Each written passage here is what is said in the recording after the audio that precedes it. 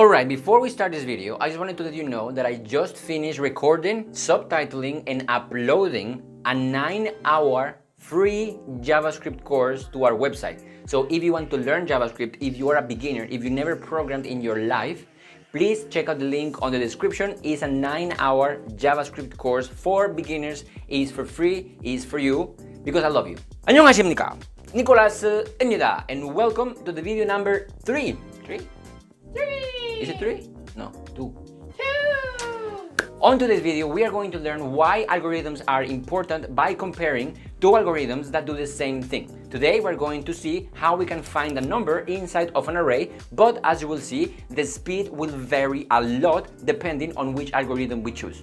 Just like it's important to know which data structure to use and when, we also have to know which algorithm to use and when, because a combination of the correct data structure and the correct algorithm can really increase the speed of your code. Remember that an algorithm is just a list of steps that we have to follow to complete a task. In the real world, we have algorithms. For example, if you look at a cooking book, let's say, there you will find many delicious algorithms so you can prepare very delicious food. And just like with operations on data structures that we saw in the previous video, algorithms are also measured in the time complexity. This means how many steps they take. Of course, an algorithm that takes less steps to do something is a better algorithm than an algorithm that takes more steps to accomplish the same result. So, the algorithms we're going to discuss today are binary search algorithms and linear search algorithms. These two algorithms belong to the same family of algorithms called search algorithms, that as you can tell, they are focused on solving search problems, searching for things as fast as possible. There are other families of algorithms, like for example sorting algorithms. With sorting algorithms, what we focus on is not searching but organizing data from, let's say, A to Z or from small to big. So let's get started with linear search. Linear search is the more obvious way that a human will use to search for an array. If we have an array of 10 numbers, let's say, and we are looking for the number 7 on that array, what we have to do is start from the beginning, checking the item number 1, see that is not what we're looking for, and move on to the item number 2, etc., etc., etc., until we find what we are looking for. That is one by one, from the start until the end.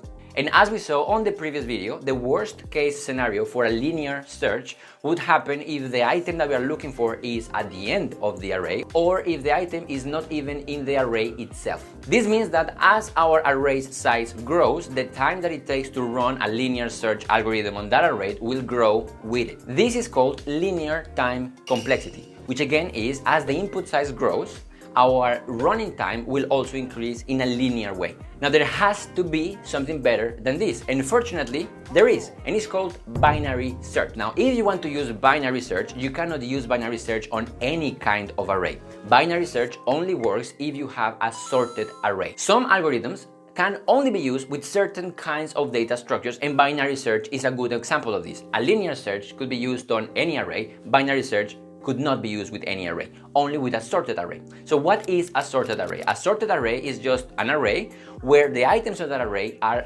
ordered. For example, let's say from small to big, from 1 to 10, ordered.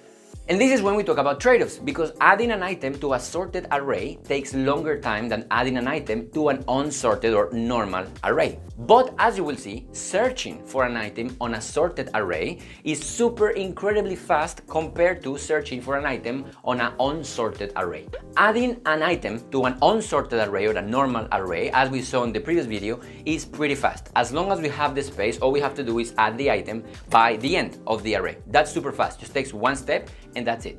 Adding an item to a sorted array takes more steps than that. So let's say that we have an array with 2, 5, 7, and 10. If we want to add the number 8, let's say, to this sorted array, what we have to do is search in this array for a value that is bigger than, let's say, the number 8. And if we find that value, we're going to add the number 8 to the left of that item.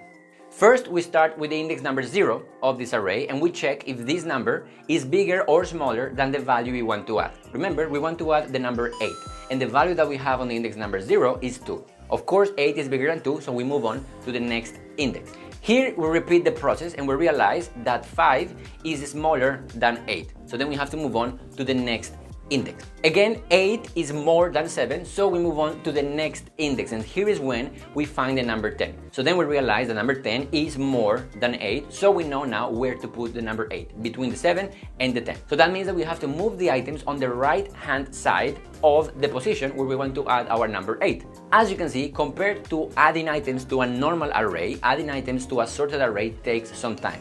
We have to compare each item on the array. When we find the place where we want to put our item, we have to then shift all the other items on the right hand side, and that, as you can see, takes way more time. But if we are okay with this trade-off, if we don't care to spend a little bit more time adding items and organizing our arrays, we will be super rewarded the moment that we have to search on this array.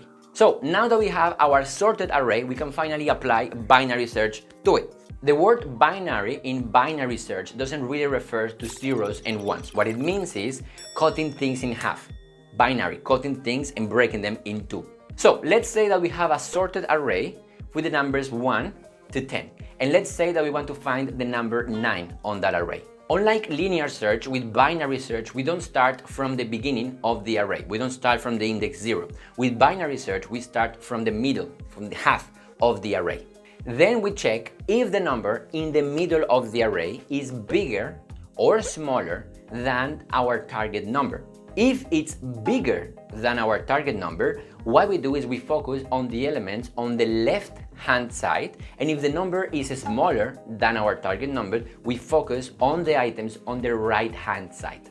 In this case, if we have an array from 1 to 10, we start in the middle. That will be 5. Remember, our target is 9. So in this case, 5 is smaller than 9, so we focus on the right hand side, discarding all the items on the left hand side and repeating the process. So now on the second step, what we do is we go again to the middle of the array. In this case, we take the number 8. In this case, the number 8 is smaller than the number 9, which is our target. So what we do is that we discard everything on the left-hand side one more time. Now on the third step, we find what we're looking for, because now we're only left with 2 items and we just selected our number 9. As you can see, it took us 3 steps to find what we were looking for. This would have taken us 9 steps using only linear search. Now let's do it one more time, but this time with 20 items and our target being the number 13. So step number 1, we start in the middle. We get right to the number 10.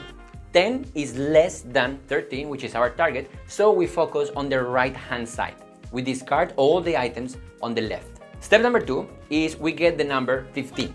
15 is more than 13, so we focus on the left hand side and we discard all the other items on the right hand side. Step number 3, we get the number 12. 12 is less than 13, so we focus on the right hand side. Step number 4, we get the number 13 and we are done.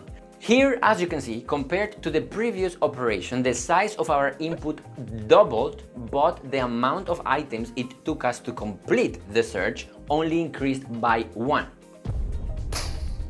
Because binary search is eliminating half of the items with every step, what that means is that our data doubles in size. The steps it takes to search only increases by 1, and that is incredibly efficient, especially for arrays that are super big.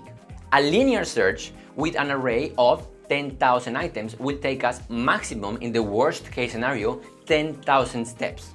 A binary search with 10,000 items on the worst case scenario will take us 14 steps. Now this is why algorithms are important. The difference between 14 steps versus 10,000 steps is huge, and it will show in the speed of your code. So to conclude, binary search is a great tool, especially if you have super big arrays. But we need to remember that if we want to use binary search, first we need to sort our arrays, and that might take us some time. So now you know the trade-offs. You know that if you want to search a lot on your arrays, you're going to have to sort them. But if you sort the arrays, then the speed at which you will be able to add an item to an array will be a little bit slow. But as long as you are okay making that trade-off, then you are good to go. This is why we need to know algorithms and data structures, because they complete themselves, they complement themselves very, very well.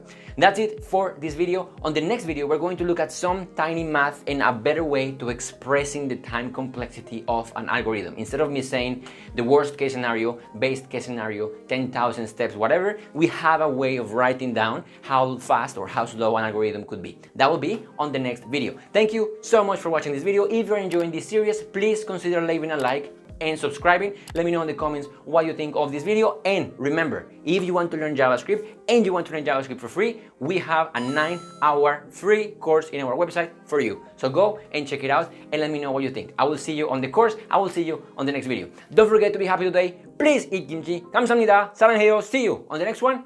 Bye bye.